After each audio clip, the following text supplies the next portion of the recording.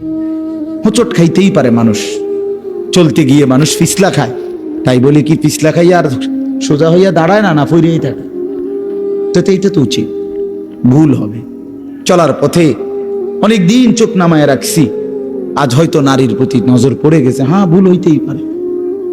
সবসময় সত্য বলার চেষ্টা করি, আজ হয়তো একটা ভুল বলে ফেলছি, মিথ্যা বলে, হতেই পারে। কিন্তু লাগাতার মিশা কথা, কথা বুঝছেন না আমার কথাটা? প্রত্যেকদিন মিশা কথা, প্রতিদিন বুঝি মানুষের সুদ খায়, প্রতিদিন বুঝি ওজনে কম দেয়, প্রতিদিন বুঝি কাস্টমারের ঠকায়। এটা কি মুসলমান? এ কেমন ধরনের পাপী? 30 বছর বুঝি প্রত্যেক দিন টেলিভিশন চলবে আপনার ঘরে, প্রতিদিন আপনার ঘরে নিয়ম মাফিক নাচ গান নর্তকের ছবি চলবে। আপনাদের আখিরাত নাই? আপনার বিবি বাচ্চার আখিরাত নাই? তো এরা মরলে কোথায় যাবে? এদের পরিণতি কি হবে? আর আমি বাবা হিসাবে, অভিভাবক হিসাবে কি দায়িত্ব পালন করলাম?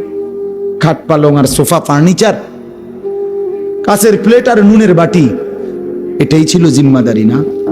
একজন মুসলমানের দায়িত্ব তার স্ত্রী সন্তানের জন্য এই শুধু খাট পালং আর সোফা ফার্নিচার